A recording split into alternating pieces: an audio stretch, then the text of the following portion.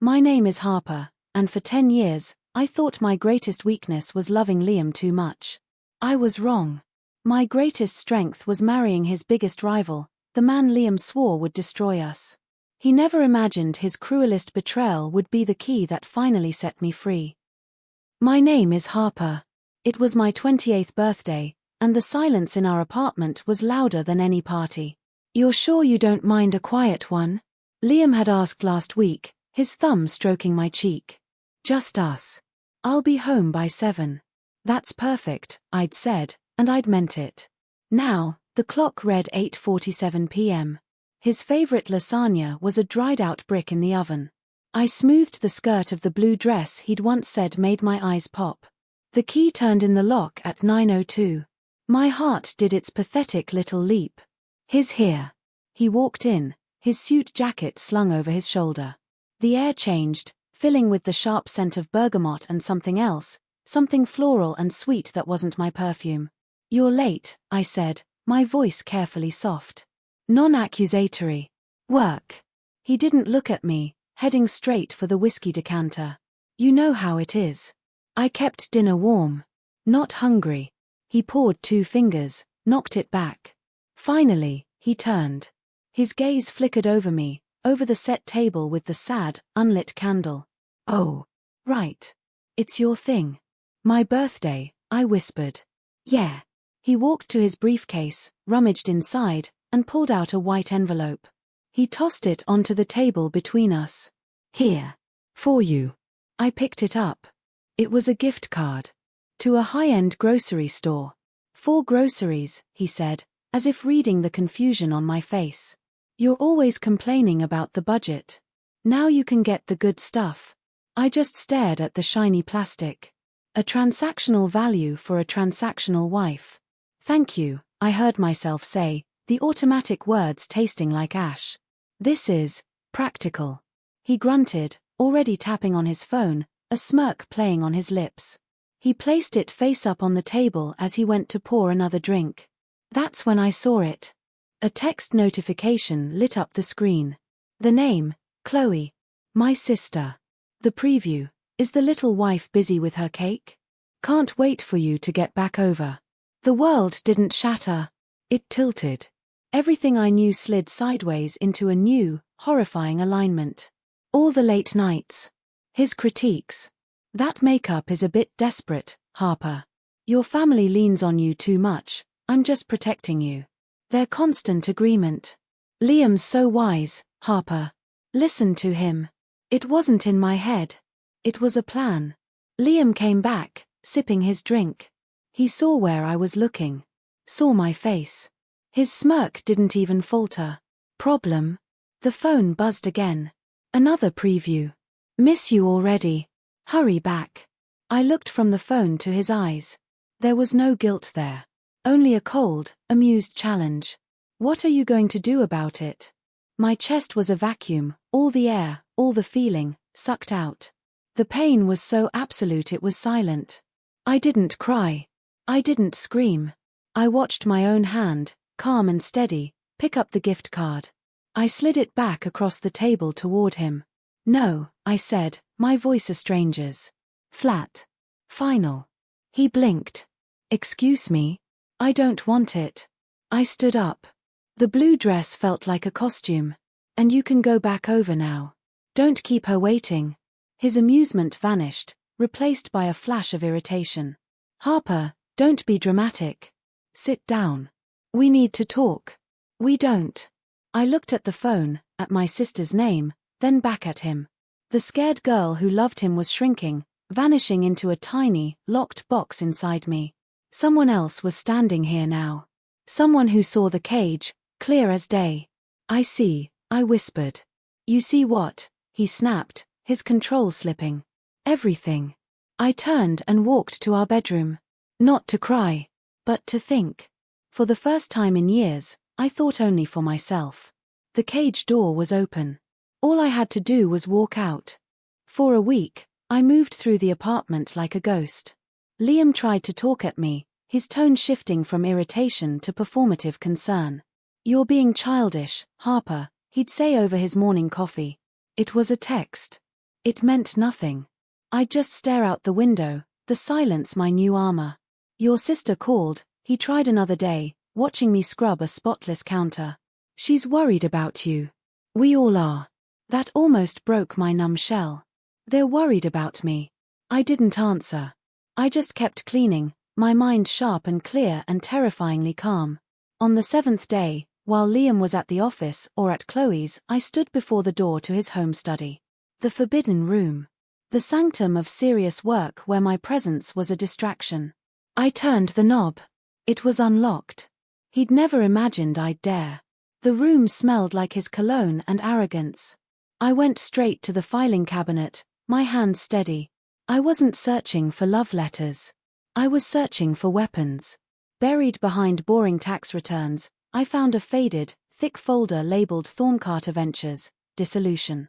My heart thudded once, hard. Mason Thorne. Liam's voice echoed in my memory, dripping with hate. A snake in the grass.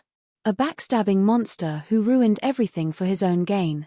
I sat on the floor and spread the documents out. There were contracts, bank statements, printed emails. I read them all. The story they told wasn't about Mason's betrayal. It was about Liam's. The falsified investor reports. The diverted funds. The angry, pleading emails from Mason, dated 5 years ago. Liam, this is fraud. We have to come clean. You're going to sink us both. I won't be your scapegoat. And then, the final one from Mason, copied to all their investors. It was a resignation, taking full, vague responsibility for operational failures. He fell on his sword. He took the public blame. But why? I found the answer on a scribbled note, in Liam's handwriting, paperclipped to the back. Mason's soft heart. His sick mother. Told him I'd expose her medical debt, ruin her credit if he didn't take the fall. He folded. Sentimental fool. The air left my lungs. The monster wasn't Mason Thorne. He was a man who'd been blackmailed into silence to protect someone he loved. Liam had used that love as a weapon. I looked at Liam's sleek desk, at the chair of the man who'd broken his friend, my family, and me. A cold, solid plan clicked into place in my mind, piece by piece. What if the monster was my salvation? I went to my laptop, to an email account I hadn't used in years, harpersart@vivarldi.com, a secret garden from before Liam convinced me my paintings were a nice hobby. My fingers flew over the keys. Mr. Thorne. My name is Harper. You don't know me, but you know my husband, Liam Carter. I believe we have a common problem. And I have the evidence to prove it. I attached 2 files, a photo of Liam's scapegoat note, and a scanned page of the fraudulent reports. I hit send before fear could stop me. The reply came in less than 10 minutes. My breath hitched as I opened it. No questions. No skepticism. Just 3 words, from an address named mason.thorne@blackstoneholdings.com. Name the place. A wild, reckless feeling surged in my chest. It wasn't hope, not yet. It was the first spark of fire after a long, frozen winter. I typed the address of a quiet, anonymous cafe across town and hit send again. I was no longer a ghost. I was a conspirator. The cafe was all soft light and the smell of roasted beans. I saw him immediately. He sat in the back corner, a man who took up space without trying. He wasn't the snarling beast Liam had painted. He was stillness. Intensity. Mason Thorne. He stood as I approached. His eyes weren't cruel. They were watchful, holding a pain I recognized. Harper. He said my name like a fact, not a question. Mr. Thorne. Mason. He gestured to the seat opposite him. Please. I sat, clutching my folder like a shield. He didn't speak, just waited. So I began. My voice shook at first, but I pushed through. I laid out the financial records, the photocopies from his own destroyed company. He blackmailed you, I said, tapping the note about his mother. To protect someone you loved. A muscle in his jaw tightened. Yes. Next, I showed him my phone. Screenshots of Chloe's texts to Liam. Emails from my mother. Liam knows what's best, sweetie. Stop being so sensitive. And he isolated you, Mason said, his voice low. Using the people who should have protected you. Tears threatened, hot and sharp. I swallowed them. I don't want money, I said, forcing my gaze to hold his. I want out. And I want him to feel it. Mason leaned back, studying me. The silence stretched, but it wasn't empty. It was full of calculation. He told me about you, you know, he said finally. After it all fell apart. He said marrying you was a charity case. That you were fragile. A burden he carried. The words were a physical blow, but they confirmed everything. He was wrong, Mason stated, his eyes never leaving mine. You're not fragile. You're a survivor. And you walked in here with a plan. What is it? I took a breath. I have evidence. You have resources. We expose him. Together. A faint, almost imperceptible smile touched his lips. It wasn't warm. It was strategic. Exposure is a short-lived scandal. He'll spin it. He'll paint you as hysterical. Me as bitter. Then what? I asked, frustration bleeding into my voice. We don't just expose him, he said, leaning forward, his voice dropping. We dismantle him. Piece by piece. We use his own ego against him. He paused, as if measuring my resolve. I propose a strategic, public alliance. A merger, of sorts. What kind of alliance? Marriage. The word hung in the air, absurd and terrifying. A legal marriage of convenience, he clarified, his tone all business. It immediately protects any marital assets he'd try to tie up. It forces a confrontation he can't ignore. And socially, professionally, it's the ultimate repudiation. You become the one thing he genuinely fears, my wife. The living proof of his failure. My mind reeled. It was audacious. Insane. You get your freedom and your justice, he continued. I get my reputation back. We present a united front. No one can dismiss you as a scorned woman when you're standing next to the man he hates most. I stared at him, this stranger who saw the battlefield so clearly. Marry my husband's rival. The idea was a cliff's edge. But staying with Liam was a slow, suffocating death. This is madness, I whispered. It is, he agreed, no trace of a smile now. But is it? The hurricane hit. First, Liam was served at his office. Adultery. Fraud. The attached evidence was brutal. His first call to me was pure, sputtering rage. You unbelievable bitch. You're working with him? I said nothing. I just hung up. Then, my family's bombardment began. Calls. Texts. My phone buzzed like a dying insect on the counter. My mother's voicemail was shrill. Harper, call me. We need to talk about this madness with Mason Thorne. Chloe's was worse. Her voice was a venomous whisper. How could you betray your family for that monster, Harper? After everything Liam's done for you. You're sick. I saved that one. Then I deleted all the rest. The wedding was in a sunlit city office. Mason, me, his lawyer, and 2 of his steadfast employees as witnesses. No lace. No vows of love. The officiant asked, "Do you take this man?" I looked at Mason, a partner in a calculated war. I do. When it was his turn, his gaze was steady, an unspoken promise of alliance. I do. We signed the papers. It was a declaration, signed in ink. The real unveiling was the Crest Hill Gala. Liam's annual playground for his ego. I wore crimson. A color he'd once called tacky. Mason's hand was firm under my elbow as we entered. We made it 10 steps before I felt his stare.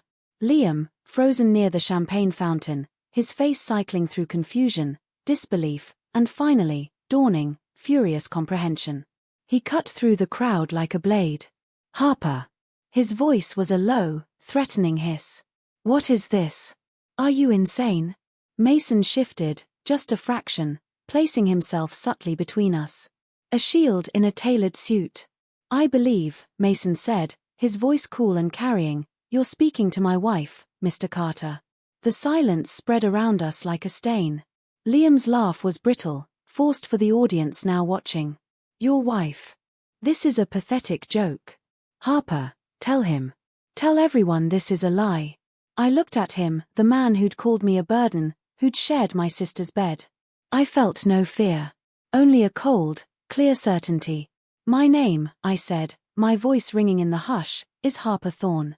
You lost the right to call me anything else when you chose Chloe. The gasp from the crowd was real. The mask of the perfect husband shattered right there, in public, under the chandeliers. He took a half step forward, his hand twitching. You'll regret this. I'll ruin you both. Mason didn't flinch. You no longer have the capacity. Your investors received my packet this morning. Along with the Attorney General's office. The color drained from Liam's face. It was the look I'd craved, utter impotence. The karma was natural. Brutal. His business partners, smelling blood and liability, flocked to Mason within a week. The fraud investigation became public. My family's calls started again. Different tone. Harper, honey, we've been so worried, my mother crooned. Can we talk? Maybe with Mason? I blocked the number. Justice, I've learned, isn't always an apology. Sometimes, it's a quiet life, built on mutual respect instead of manipulation. It's a partnership that began as a strategy and grew into something else, a shared understanding in a quiet glance, a safety I'd never known. Mason and I don't play at being in love. But we are loyal. We are a team. I am not Liam's victim. I am not my family's collateral damage. I look at the divorce decree, finalized and absolute, next to my marriage certificate. I look at the studio space Mason had cleared for me in our penthouse, where my old canvases now wait. My name is Harper Thorne. And I am free.